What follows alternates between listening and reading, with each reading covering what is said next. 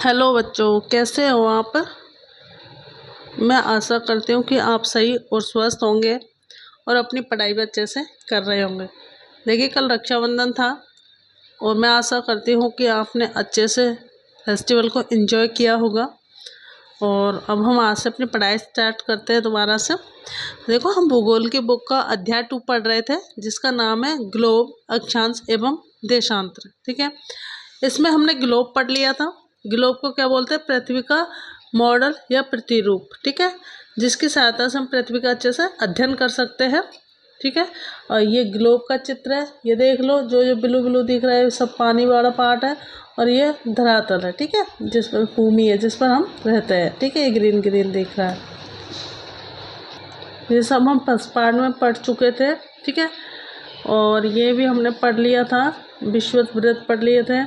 और ये सारा हमने ये मॉडल समझ लिया था, जो बनाया डायग्राम मैंने आप लोगों के लिए।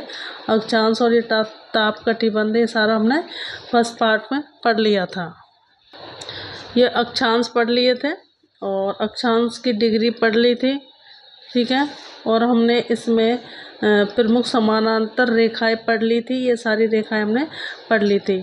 जो बच्चे इस पार्ट को देख रहे हो, जिन्होंने फर्स्ट पार्ट नहीं देखा है, वो बच्चे पहले फर्स्ट पार्ट को देखें, फिर इसको देखें, तभी आपके अच्छे से बेटा समझ में आएगा। ठीक है, और देखिए, हम स्टार्ट करते हैं आज का। हमें आज पढ़ना पृथ्वी के ताप कटिबंध। ठीक है, तो देखो, पृथ्वी के 3 ताप कटिबंध है। तो हम पहला पढ़ते हैं उष्ण कटिबंध। देखिए, उष्ण कटिबंध मैंने आपको फर्स्ट डायग्राम में भी समझाया था। किधर है वो? ये रहा। देखिए, ताप कटिबंध थे, मैंने कहा था ये 0 डिग्री है, 23.5 डिग्री उत्तर में और 23.5 डिग्री इसके दक्षिण में। ये क्या है? ये उष्ण कटिबंध वाला क्षेत्र है। ठीक है, तो अब पहले हम इसी को पढ़ते हैं। देखिए, पढ़ना स्टार्ट करते हैं। उष्ण कटिबंध कर्क रेखा और मकर रेखा के बीच दोपहर का सूर्य साल में कम से कम एक बार ठीक सिर के ऊपर होता है। ठीक है, जो कर्क रेखा है जो 0 डिग्री के उत्तर में है, और जो मकर रेखा है जो 0 डिग्री के दक्षिण में है। ठीक है, इन दोनों के बीच दोपहर का सूर्य साल में कम से कम एक बार ठीक ऊपर चमकता है या ठीक सिर के ऊपर होता है। ऐसा इसलिए कि सूर्य की किरणें इन अक्षांशों के बीच कम से कम एक बार बिल्कुल सीधी पड़ती है। पृथ्वी के इस भाग में सूर्य से अधिक ऊष्मा मिलती है, इसलिए इसे उष्ण कटिबंध कहा जाता है। सूर्य से सबसे ज़्यादा ऊष्मा जो है ये इसी भाग को मिलती है, जो 0 डिग्री से उत्तर में 23.5 डिग्री कर्क रेखा और 0 डिग्री से दक्षिण में 23.5 डिग्री मकर रेखा। ठीक है, तो इस जो ये वाला पार्ट है, ये यहाँ से लेकर यहाँ तक, यहाँ सबसे ज़्यादा सूर्य का प्रकाश पड़ता है, इसीलिए सबसे ज़्यादा ऊष्मा मिलती है यहाँ पर। तो इसको नाम दिया गया उष्ण कटिबंध। दूसरा है शीतोष्ण कटिबंध। ठीक है, कर्क रेखा और मकर रेखा के बाहर कभी भी सूर्य सिर के ठीक ऊपर नहीं होता है, क्योंकि इन क्षेत्रों में सूर्य की किरण हमेशा तिरछी पड़ती है। जो शीतोष्ण कटिबंध है, यहाँ पर जो सूर्य होता है वो कभी भी सीधा सिर पे नहीं चमकता है, तो इन क्षेत्रों में सूर्य की किरणें थोड़ी तिरछी पड़ती है। ठीक है, तो इसलिए पृथ्वी के इस हिस्से में मध्यम तापमान रहता है। इस क्षेत्र को शीतोष्ण क्षेत्र कहते हैं। ठीक है, सूर्य की किरणें जहाँ तिरछी पड़ेगी तो वहाँ तापमान ज़्यादा नहीं होगा। ठीक है, इसीलिए इसको शीतोष्ण नाम दिया गया है। ठीक है, डायग्राम एक बार डायग्राम में देखो। देखो, ये हमने देखा था 0 डिग्री से उत्तर में कर्क रेखा और दक्षिण में मकर रेखा। ये वाला जो पूरा पार्ट है ये क्या था? उष्ण कटिबंध।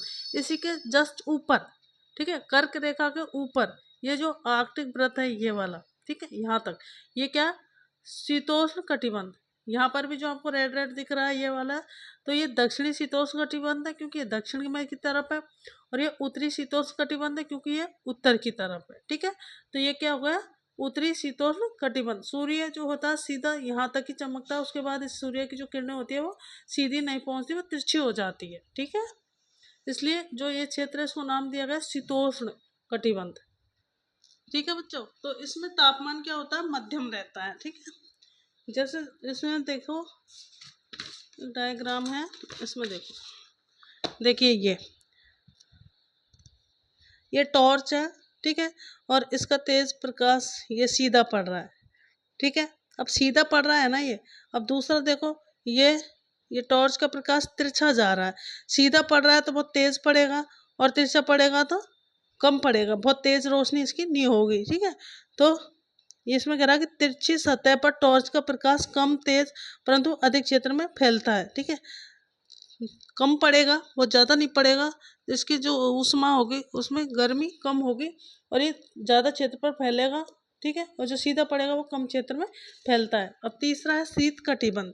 ध्रुव व्रत और ध्रुव के बीच वाले क्षेत्र पर सूर्य की किरण अत्यधिक तिरछी पड़ती है, इसलिए इन क्षेत्रों में सूर्य कभी भी क्षितिज से ऊपर नहीं दिखता है, इसलिए इस भाग में तापमान बहुत कम होता है। इस भाग को शीत कटिबंध कहते हैं। देखिए डायग्राम में देखते हैं एक बार हम।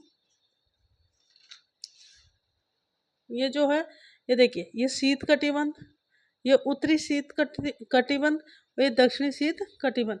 यहाँ पर सूर्य का प्रकाश सिर्फ यहाँ तक सीधा पड़ता है, फिर यहाँ से आगे तिरछा पड़ता है, तो यहाँ पर बहुत ज़्यादा तिरछा होता जाता है, तो यहाँ पर सूर्य की गर्मी या ऊष्मा नहीं पहुँच पाती ज़्यादा, इसलिए यहाँ पर हमेशा ठंडा रहता है, तो इसलिए इसको क्या नाम दिया गया, शीत कटिबंध। तो हमने तीनों कटिबंध देख लिए, ठीक है। ये हो गया उष्ण कटिबंध, ये शीतोष्ण और शीत कटिबंध। अब हम पढ़ेंगे देशांतर, लॉन्गिट्यूड। एक ध्रुव से दूसरे ध्रुव तक जाने वाली काल्पनिक रेखाओं को देशांतर या देशांतरी याम्योत्तर कहते हैं, ठीक है। देशांतर, देखिए देशांतर क्या होता है, अक्षांशों के ठीक उलट हर देशांतर रेखा की लंबाई समान होती है, इसलिए 0 डिग्री देशांतर निर्धारित करना बहुत मुश्किल है, ठीक है। तो जितने भी देशांतर है ये सब क्या है, इनकी लंबाई समान होती है, तो इसमें हम डिसाइड नहीं कर सकते कि कौन से देशांतर को 0 डिग्री माना जाए। देखिए एक बार देशांतर आगे देखते हैं।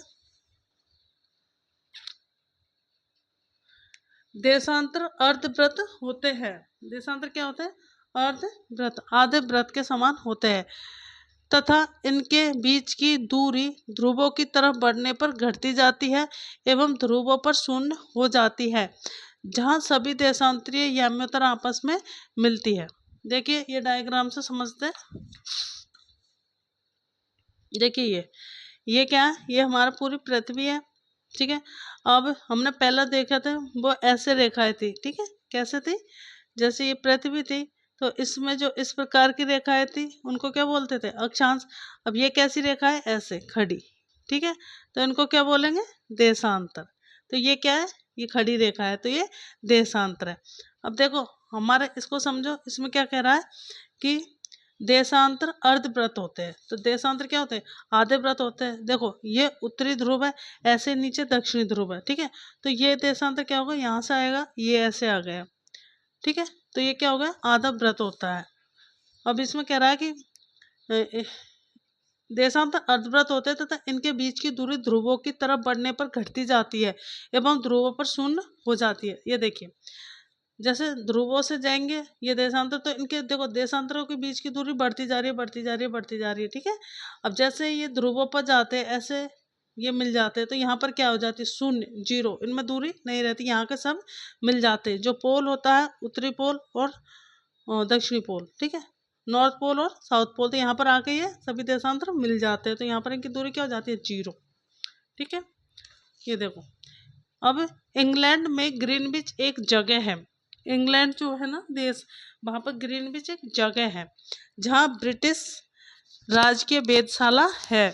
1884 में 1884 में मीटिंग हुई कि टाइम कैसे माना जाए, ठीक है। सभी देशांतर क्या समान है इनकी लंबाई, तो अब कैसे डिसाइड करें टाइम के लिए कौन सा देशांतर रखे, तो इसके लिए मीटिंग हुई थी, ठीक है।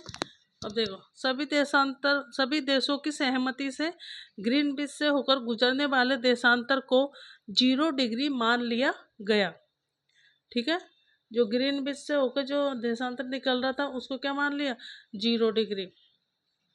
अब पृथ्वी पश्चिम से पूरब की ओर चक्कर लगाती है, जो हमारी अर्थ है वो कैसे घूमेगी, पश्चिम से पूरब की ओर, ठीक है।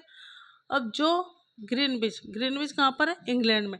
अब जो ग्रीनविच जगह है, अब तो ग्रीनविच के जो पूरब में देश होंगे तो उनका समय क्या होगा?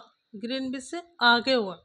ग्रीनविच क्या है? वहाँ पर 0 डिग्री है, तो वहाँ से स्टार्ट होगा ग्रीनविच से 1 2 3 4 5 6 से, है ना।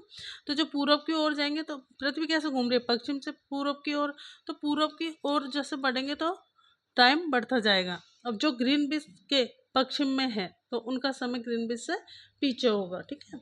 अब देशांतर के पूरब में पश्चिम की तरफ पृथ्वी को 180 डिग्री में बांटा गया है। जब सूर्य आकाश में अपने उच्चतम बिंदु पर होता है दोपहर में, उस समय घड़ी में दिन के 12 बजते हैं। अक्षांश और देशांतर की मदद से हम पृथ्वी पर किसी भी स्थान की सही स्थिति का पता लगा सकते हैं, ठीक है। अक्षांश से हम क्या देख सकते हैं? वहाँ का तापमान और जलवायु का पता लगा सकते हैं। देशांतर से उसकी स्थिति का हम पता लगा सकते हैं, ठीक है। पृथ्वी को अपने अक्ष पर एक बार घूमने में लगभग 24 घंटे लगते हैं। इसलिए सूर्य उदय और सूर्य अस्त से हमें सुबह शाम के समय का पता चलता है।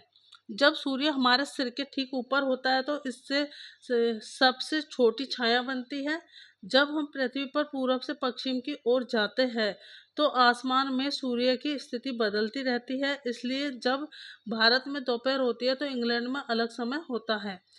देखिए, हमारी पृथ्वी 24 घंटे में 360 डिग्री घूमती है, 360 डिग्री घूम जाती है, ठीक है। पूरी एक चक्कर लग जाता है, तो 1 घंटे में 15 डिग्री घूमेगी, तो 4 मिनट में 1 डिग्री घूमेगी। तो एक देशांतर से दूसरे देशांतर तक जाने में जो सूर्य को 4 मिनट का समय लगता है, ठीक है। अब हम पढ़ेंगे भारतीय मानक समय, ठीक है, टाइम। भारत एक विशाल देश है। इसका देशांतरीय प्रसार काफ़ी बड़ा है। भारत बहुत बड़ा है, इसलिए असम के डिब्रूगढ़ और गुजरात के द्वारका में होने वाले सूर्योदय के समय में 1 घंटा 45 मिनट का अंतर होता है, ठीक है। तो भारतीय मानक समय को 82 से 1/2 डिग्री पूरब यानी 82.5 डिग्री पूरब के आधार पर रखा गया है। कुछ देश इतने विशाल है जहाँ वहाँ एक टाइम जोन से कम काम नहीं चलता। रूस में 11 समय है जोन है, टाइम जोन है, ठीक है। यूएसए में 9 टाइम जोन है। जो पूरी पृथ्वी को 24 समय क्षेत्रों में बांटा गया है।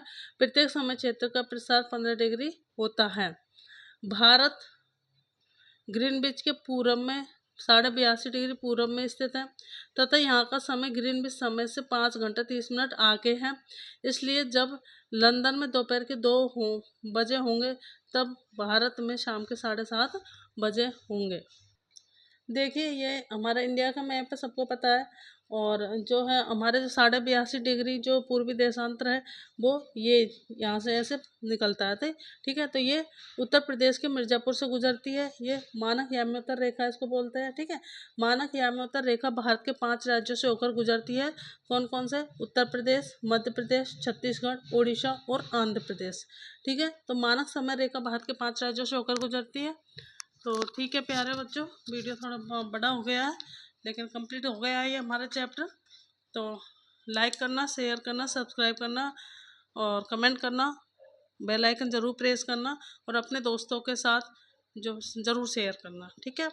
तो धन्यवाद, मिलते हैं नेक्स्ट वीडियो में। Okay, bye bye.